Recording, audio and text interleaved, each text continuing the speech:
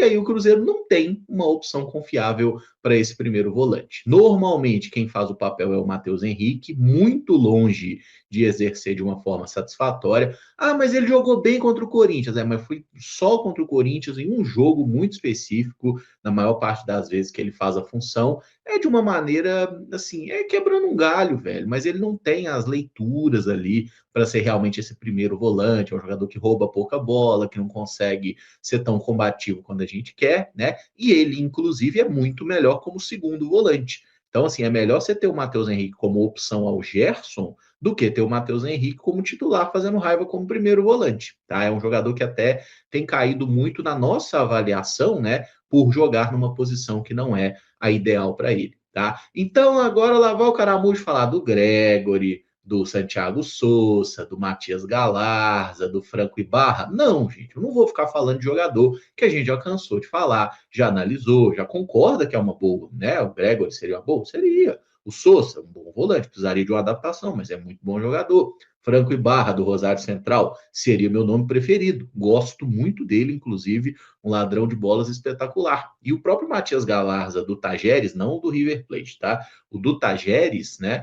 É um volante que eu também gosto bastante. Até o rival teve interesse nele, mas não avançou. Só que esses jogadores seriam mais caros, né? Seriam jogadores ali, sei lá, 7, 8, 10 ou mais milhões de euros. E o Cruzeiro parece que não está com essa condição de investimento, tá? O Cruzeiro não vai buscar um jogador caro. Inclusive, eu acho que se o Cruzeiro tivesse a fim de sapecar um dinheiro forte assim no volante, ele teria trazido o Souza, porque ele chegou a sondar. O Souza foi um jogador que o Cruzeiro queria. No final das contas, não trouxe e acho que nem vai trazer.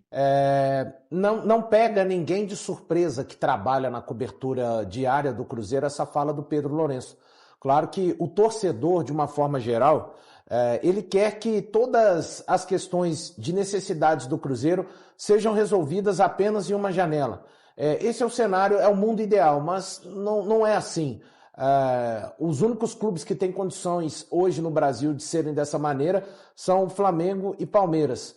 Quando ele fala em algum dado momento da questão da posição que carece no Cruzeiro, provavelmente é o camisa 5, ele não cita que é o camisa 5, mas é uma posição que é sabida por todos dentro da Toca da Raposa 2. Ele está falando de mais uma urgência. É claro que seria interessante, e entendo o torcedor, ele gostaria de uma outra opção, a lateral direita que não fosse o William. Ele gostaria de mais um zagueiro para qualificar mais o setor ainda, o tal zagueiro da perna canhota. Ele gostaria de mais uma opção, na verdade, que hoje a opção que tem é o Matheus Pereira, é o Bruno Rodrigues. Ele gostaria de uma outra opção além dessa. Pode ser, talvez, o Juan Gabriel, talvez na volta o Felipe Moraes, a gente não sabe. Não tem medo de usar a base, não tem medo, Marcos, e esses jogadores estão integrados. O torcedor gostaria de mais uma opção além do Neiser, antes do Neiser, ao Caio Jorge. Gente, mas eu estou falando de emergências. Eu entendo todas essas questões do torcedor. Eu sou torcedor, eu também gostaria que tudo isso fosse resolvido agora na janela do meio da temporada, mas a gente está falando de um Cruzeiro que já investiu mais de 260 milhões de reais no ano. Essa contratação que o Cruzeiro está à procura agora, ela seria a 8ª contratação na temporada.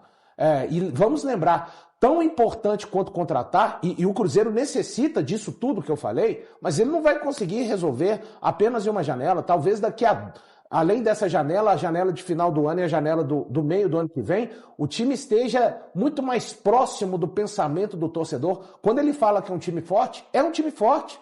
É só a gente ver a campanha que o Cruzeiro fez. Mas é um time forte que, por conta de um trabalho anterior do Tite, a sua comissão técnica, o Cruzeiro perdeu muito tempo nesse ano. Precisou do Arthur Jorge, a partir da 9ª rodada do Campeonato Brasileiro, no mês de abril, começar a potencializar esse Cruzeiro de novo. Claro que vai ter carências, mas num todo, sim, o time é muito forte e a mim agrada muito este caminho de austeridade e responsabilidade.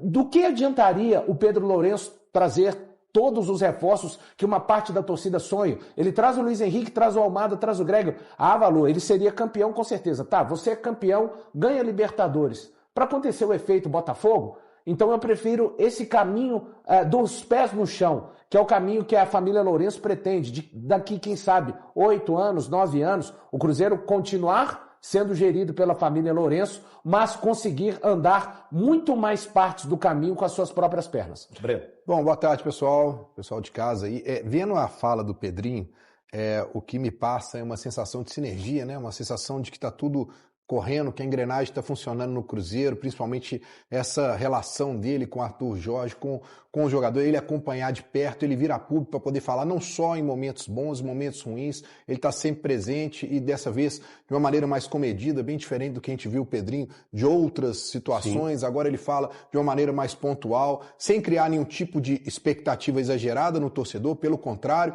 quando ele cita que não vai trazer um Messi, não vai trazer um Cristiano Ronaldo, né? Ele coloca o torcedor do Cruzeiro ali numa realidade, mas o que eu sinto é que existe um trabalho que está sendo feito e me lembra muito o que foi feito com o Leonardo Jardim, em que você enxergava que o Cruzeiro tinha uma estrutura toda bem arrumada, bem organizada, que se você deixasse o Leonardo Jardim trabalhar, a coisa ia fluir, e foi o que aconteceu no Campeonato Brasileiro. Talvez ali por uma situação ou outra, o Cruzeiro, claro, e também por dizer que o Palmeiras e Flamengo Sim. hoje, para você querer competir com eles, é algo assim que está ainda meio fora de uma realidade. Mas eu acho que o Cruzeiro voltou para os trilhos com o Arthur Jorge. A gente percebe isso, né?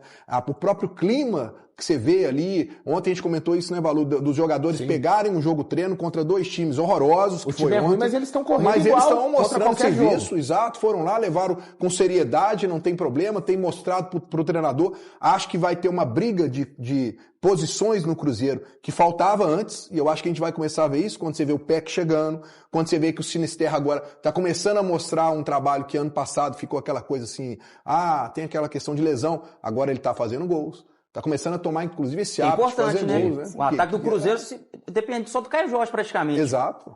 Acho que agora melhora as coisas. Então, um ponto importante, Breno, que você tocou, eu acho que a temporada passada o Cruzeiro fez um bem danado para o futebol brasileiro. E por que eu falo isso? Porque o Cruzeiro encarou de frente o Palmeiras e o Flamengo, cheio de dinheiro, contratações milionárias, cheio de recursos, e o Cruzeiro fez um campeonato muito honesto contra essas equipes. Que aí entra muito né? Se o Cruzeiro não tivesse perdido para o Ceará em casa, se o Cruzeiro não tivesse perdido para o Santos em casa, se o Cruzeiro não tivesse empatado com o Sport.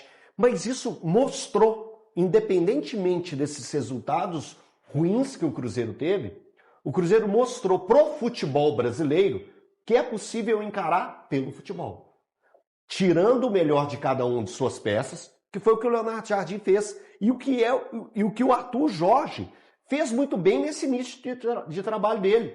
Ele conseguiu tirar o melhor dos seus atletas. E eu acho que quando consegue fazer isso, dá uma esperança para o torcedor de uma forma geral.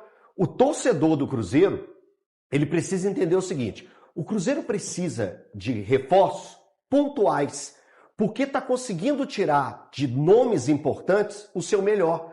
Quando o Breno lembra, e você também, Marcos, lembra a respeito do Sinisterra, é um jogador que o ano passado o torcedor do Cruzeiro olhava para ele e falava assim, só machuca. Sim. A parte física dele melhorou. Ele está tomando gosto de fazer gols. Vai criando mas ele é uma incógnita ainda. Sim. O torcedor do Cruzeiro precisa de vê-lo. O Valu, não é a questão do eu embicar nesse negócio. É o Sinisterra a solução. Não, eu não estou embicando. Não. É porque o ano passado eu não via ele como o cara que poderia resolver por causa da questão muscular. Hoje ele já consegue emplacar sequência de jogos, ele consegue pegar e colocar a bola na casinha. O Sinisterra saudável, Elton. Exato. Ele é para estar entre os melhores pontas do futebol brasileiro. E é isso que o Cruzeiro está buscando com ele. Então, e outra coisa, que é também, eu vou pegar e tá junto com o Pedrinho nessa, quando ele fala a respeito de eu manter ele, na palavra dele, aspas para o Pedrinho, eu manter o Matheus é um reforço.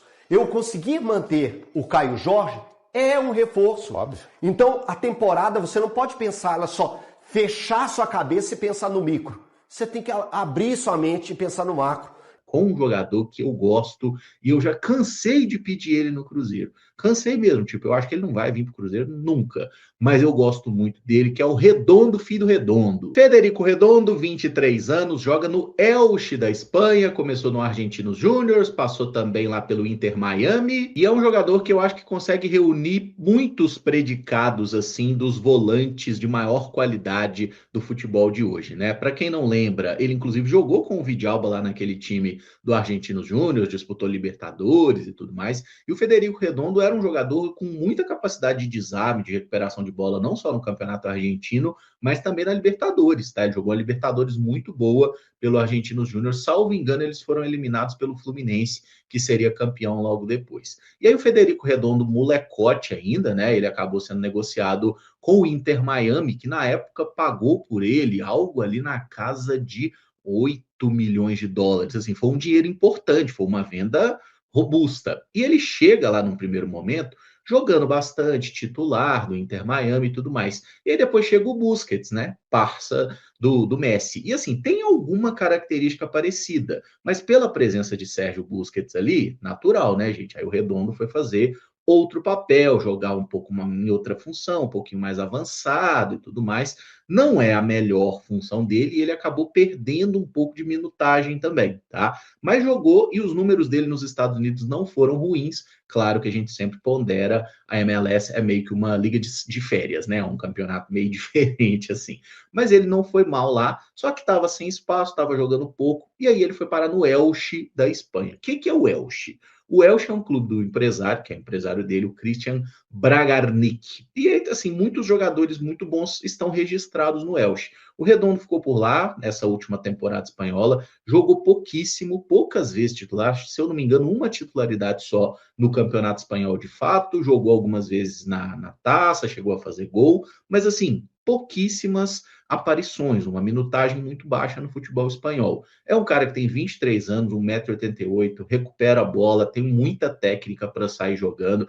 Eu acho que é um jogador que dá para trazer, talvez até num empréstimo com opção de compra, sabe? Tipo, o Elche levou ele por 2,2 milhões de euros, segundo o site aqui. Tipo, é muito baixo, é um valor muito menor do que tinha sido inicial. Eu sei que tem uma parte do passe dele que ainda é ligada, inclusive, ao Inter Miami lá nos Estados Unidos. Mas, assim, é um jogador super interessante, que você não tem que pagar uma caralhada de dinheiro e que eu acho que o Elche até emprestaria, na boa, assim, sem muito drama. Emprestaria, bota uma opção. Ah, mas vai botar uma opção de compra, sei lá, 7 milhões de euros. Se o cara não der certo, é só não comprar. Se der certo, depois você compra achando barato ainda, tá? Muito bom jogador e tem só esse detalhe aí, né? Ele é filho de Fernando Redondo, cracaço argentino lá de Copa de 94, enfim, Real Madrid, Milan, né? Baita jogador. Obviamente, ser filho de craque não garante nada, mas fica só como uma curiosidade, tá? É isso aí, pessoal. Chegamos ao fim de mais um vídeo aqui do canal. Muito obrigado a todos pela sua companhia. Peço o seu like antes de deixar o vídeo, tá bom? Dá essa moral pra gente. E para quem tá chegando e não se inscreveu, fica aí o convite, tá? Se inscreva, ativa o sininho de notificação e também deixa o seu like aí para dar aquela moralzinha pro canal, assim a gente agradece demais, tá bom? Fiquem à vontade para estar conhecendo o canal, deixando a sua opinião em relação ao que foi falado, que você concorda ou não concorda. E deixa aí o seu desabafo, tá bom? Fique à vontade também para estar compartilhando o vídeo com os amigos, é muito importante vocês estarem fazendo isso, que assim a gente aumenta os inscritos aqui no canal, ajudando o nosso trabalho, tá bom? Fique à vontade também para estar deixando o like, compartilhando o vídeo, participando com comentários e muito obrigado a todos pela preferência aí, tá bom? Um forte abraço, tamo junto, até o próximo vídeo, valeu!